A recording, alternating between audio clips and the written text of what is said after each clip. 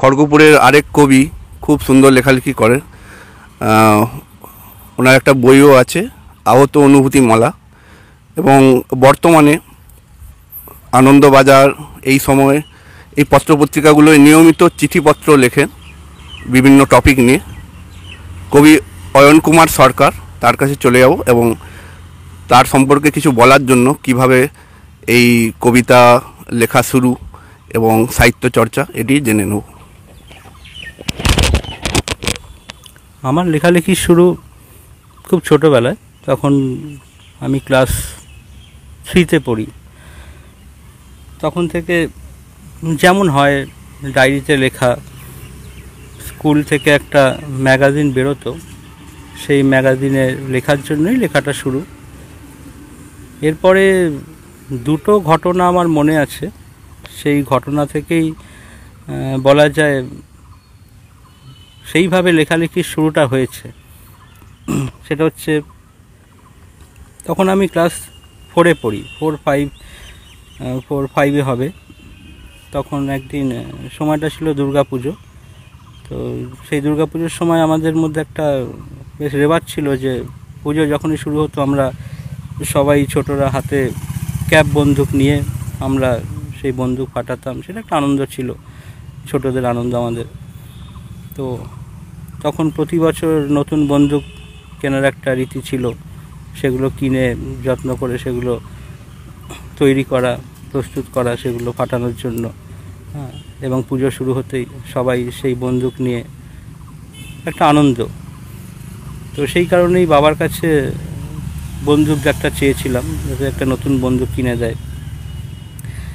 তো সেদিন বাবা আমাকে বন্দুক কিনে দেয়নি, তার জন্য খুব অভিমান হয়েছিল, এমনকি কান্নাকাটি পর্যন্ত।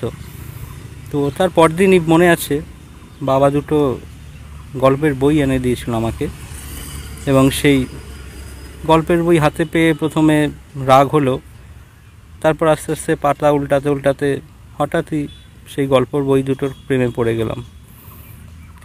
এরপরে আস্তে আস্তে মাঝে মাঝেই গল্পের বই, ছড়ার বই বাবা এনে দিত যখনই বাড়িতে আসতো, কাছ থেকে ফিরতো। এবং আস্তে আস্তে আমারও সেই গল্পের মধ্যে, ছড়া কবিতার মধ্যে ডুবে যাওয়া। এবং এর সাথে সাথেই প্রতি মাসে শুকতারা নেওয়া শুরু হলো। তখন আমি 5-এ পড়ি, ক্লাস 4-5-এ পড়ি, এবং সেটা রেগুলার নেওয়া শুরু হলো। সেই সব শুকতারা, কিশোর জ্ঞান বিজ্ঞান, এছাড়াও নানা রকম বইপত্র পড়া থেকেই আমারও একটা লেখার ইচ্ছা, আরও সেভাবে গভীরভাবে একটা ইচ্ছা আসলো মনে। এবং তারপর থেকেই ছড়া কবিতা লেখা শুরু। এবং আমি যেখানে ছোটোবেলায় থাকতাম সেটা ছিল উত্তর 24 পরগনা। সেখানটায় আমাদের ঘরের পাশেই আরেকটা ঘরে তারা পড়াশুনো করার জন্য দুটি ছেলে তারা থাকতো, গ্রাম থেকে, সুন্দরবন থেকে এসে পড়াশোনার জন্য সেখানে থাকতো। এবং তারা সাহিত্য নিয়ে তাদের একটা খুব ইন্টারেস্ট ছিল। তারা পত্রপত্রিকা বের করতো, টিউশনি পড়াতো, দেখতাম আমি, মনে আছে এখনও। সেই টিউশনি পড়ার টাকায় তারা পত্রপত্রিকা বের করতো এবং আমাকেও বলতো যে তুমি এখানটায় ছড়া লেখো। আমি সেখানে ছড়া লিখেছি, সেই আমার শুরু। স্কুলের ম্যাগাজিনে একবার লেখা ছোটোবেলায়, ক্লাস 3-তে, এবং তারপরে তাদের পত্রপত্রিকায় 2-1বার লেখা শুরু করেছি। এইভাবেই শুরুটা হয়। এরপরে কিছু লেখালেখি হয়েছে, কিন্তু পড়াটা কখনো থামেনি। বই পড়ার একটা নেশা কিন্তু সেই তখন থেকে আমায় পেয়ে বসেছিল। তারপর থেকে প্রচুর বই সংগ্রহ করা, বইমেলায় গিয়ে, এমনকি কলকাতা বইমেলায় আমি বড়দের সঙ্গে গেছি সেই ছোটোবেলায়, সেখানে গিয়ে প্রচুর বই সংগ্রহ করা। তখন থেকে সেই বই পড়ার একটা অভ্যাস তৈরি হয়ে গেছে খুব গভীরভাবে। লেখালেখিটা মাঝখানে বন্ধ হয়ে গেছিলো কিছুটা পড়ার চাপে। তারপরে আবার নতুন করে লেখালেখিটা শুরু হয় আমার যখন আমি ক্লাস 12 শেষ করি, উচ্চ মাধ্যমিক দিই। তারপর থেকে আবার লেখালেখি শুরু। তখন আমি খড়গপুরে চলে এসেছি। আমি ক্লাস 8-এ খড়গপুরে এসে ভর্তি হই সিলভার জুবলি স্কুলে। সিলভার জুবলি স্কুলে আমাদের একটা লাইব্রেরি ছিল, গ্রন্থাগার। সেখান থেকে নিয়মিত বই দেওয়া হতো এবং আমাদের সুখদেব স্যার ছিলেন, উনি আমাকে খুব ভালোবাসতেন। এটা দেখে যে আমি ছাত্র হিসাবে যেমনই হই না কেন, আমি বিভিন্ন রকম বই পড়তে খুব ভালোবাসি। তো সেই স্যার, লাইব্রেরি স্যার, আমাকে আলাদা করে ডেকে যেগুলো ভালো বই পড়া উচিত সেরকম বই আমাকে বেছে দিতেন এবং খুব উৎসাহ দিতেন। আমি সপ্তাহে একটা না, আমি সপ্তাহের মধ্যে হয়তো 2-3টে বই নিয়ে আমি পড়তাম এবং আলাদা করে গিয়ে স্যারকে আবার সেই বই দিয়ে আসতাম, স্যার অন্য বই দিতেন। এইভাবে আমার সেই বইয়ের প্রতি টানটা আরও বাড়তে থেকেছে, বেড়েছে।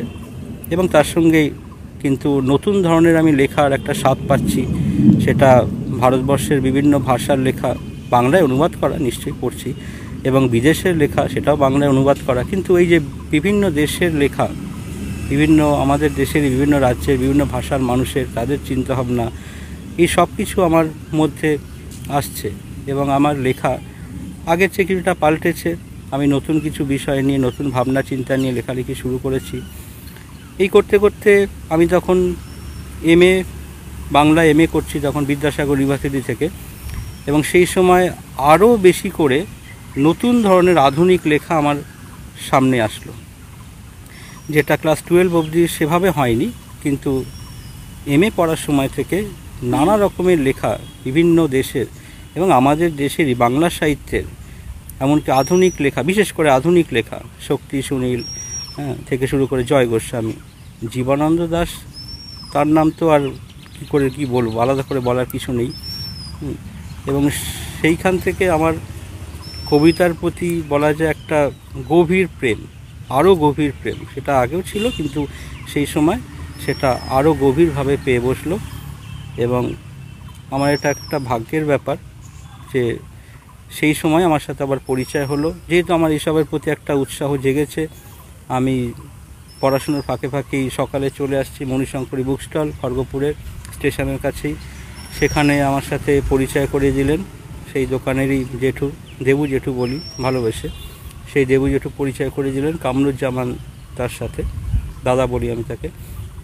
কিন্তু এত বড় সাহিত্যিক আমি যখন পরিচিত হলাম, তার লেখালেখি পড়লাম, তখন আমার খুব ভালো লাগলো যে না, আমি যেই শহরে থাকি এই শহরে এত বড় লেখক, এত ভালো লিখছেন তারা, তাদের সাথে পরিচয় হওয়া, মানুষদের সাথে মানুষ চিনি, তার সাথে পরিচয় হয়েছিল বেশি দিন না, তারপরে পরে মানুষ আবার চলে যায়, কিছুদিনের জন্য তার সান্নিধ্য পেয়েছি। সমরদা, এডিটর পত্রিকার, সেই সমরদার সাথে পরিচয় হওয়া, এরকম নানা জনের সঙ্গে সবার নাম আমি ইচ্ছা করেই নিচ্ছি না, কারণ নাম বলতে গেলে অনেকের নামই বলতে হবে, তার চেয়ে আমি 2-3 জনের নামই এখন আপাতত বললাম। শুরুটা হয় এনাদের একটা উৎসাহ থেকেই। তারপর তাদের দেখা দেখি আমি বিভিন্ন পত্রপত্রিকায় লেখা পাঠানো শুরু করি, একটা নতুন করে একটা শুরু আবার বলা যায়, দ্বিতীয় ধাপ যেন এটা। এবং পাঠানোর পর থেকেই কলকাতার বিভিন্ন পত্রপত্রিকায় আমার লেখা ছাপা হতে শুরু করে। সেভাবে কলকাতার পত্রিকা বলতে প্রসাদ পত্রিকায় লেখা ছাপা হলো প্রথম, কলকাতার পত্রিকা। আরও উৎসাহ পেলাম, মণিশঙ্করী বুক স্টলের দেবু জেঠু খুবই উৎসাহ দিতেন আমাকে এইসব ব্যাপারে। তারপর একে একে বিভিন্ন পত্রপত্রিকায় আস্তে আস্তে লেখা ছাপা শুরু হলো। আর বই কেনার যে ব্যাপারটা সেটা কিন্তু কমেনি, সেটা দিন দিন বলতে গেলে আরও বেড়েছে। এখন আমার বাড়িতে বলা যায় একটা ছোটোখাটো একটা লাইব্রেরি এখন। তো লেখা যাই হোক, লিখি মোটামুটি, কিন্তু পড়ার মধ্যে থাকি, সাহিত্য চর্চা করতে ভালো লাগে।